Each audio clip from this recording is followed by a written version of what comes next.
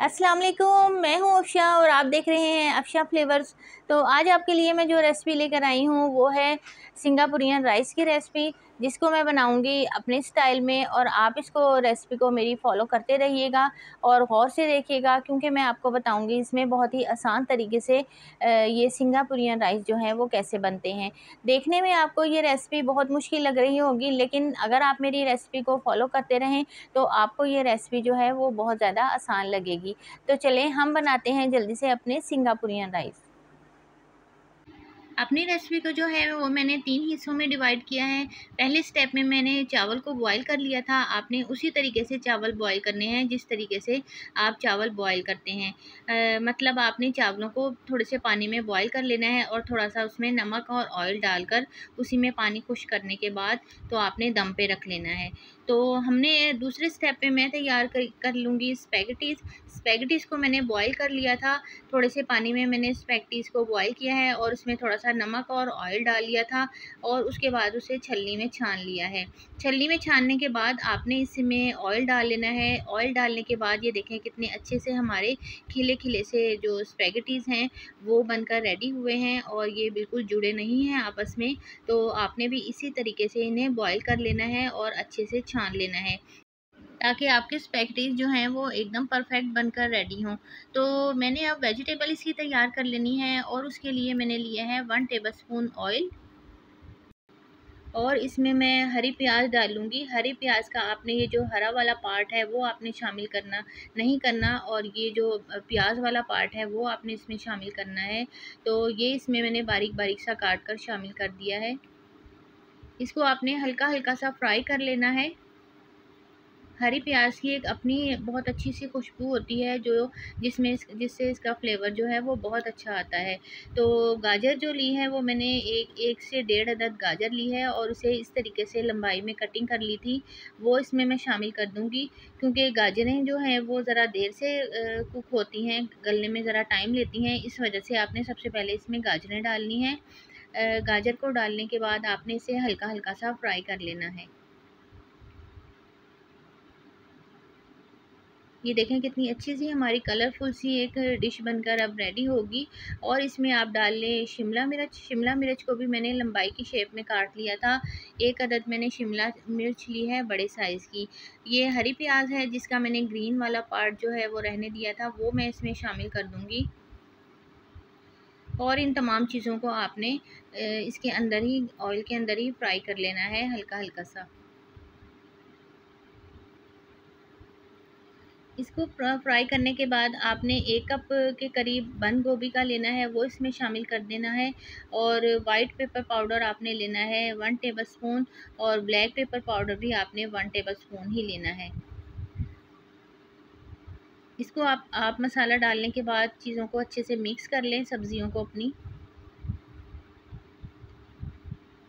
सब्ज़ियों को मिक्स करने के बाद आपने इसमें ऐड कर देना है सिरका 2 टेबलस्पून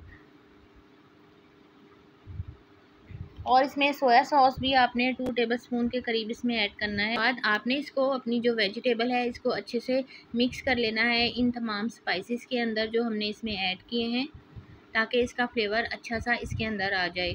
तो सिरके की और सोया सॉस की एक अलहदा ही स्मेल होती है, जिसकी वजह से हमारी जो वेजिटेबल हैं वो बहुत ही मज़ेदार सी बन जाती हैं।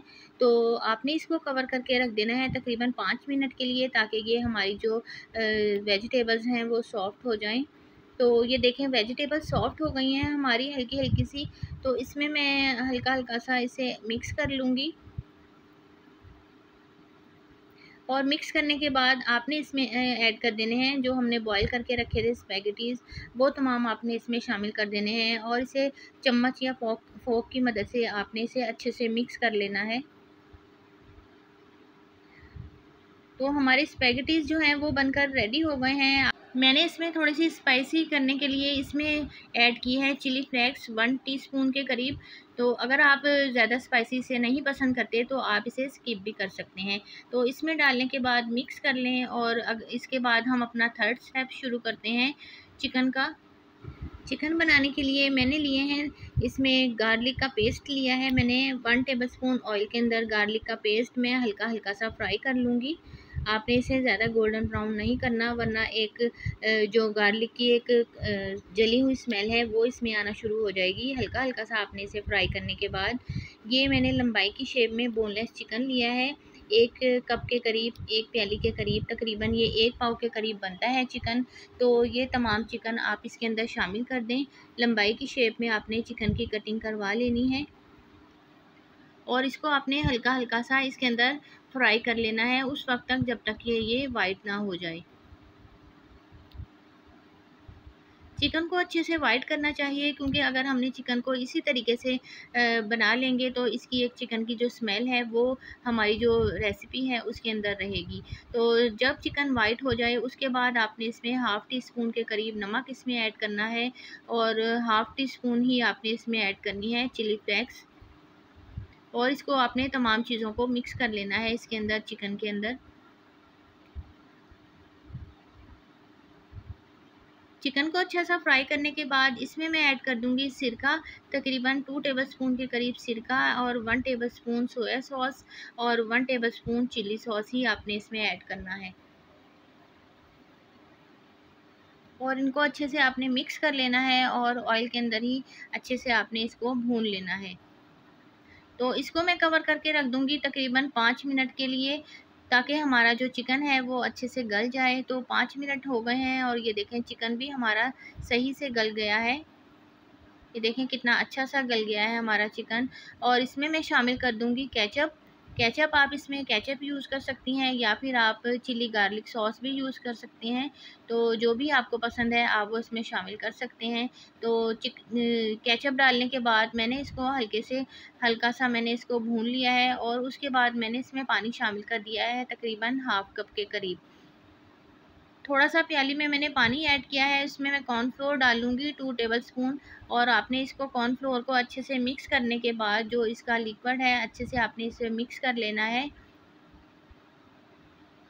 और इसके अंदर मैं डाल दूँगी अपने चिकन के अंदर इसकी हल्की सी ग्रेवी बनाने के लिए। ये देखें इसकी ग्रेवी हल्की हल्की सी बन गई है।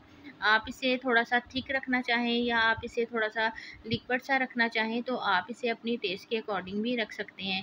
तो ये देखें मज़ेदार सी हमारी ग्रेवी भी रेडी हो गई है इसकी। हल्का हल्का सा कितना अच्छा सा इसमें कलर आया है।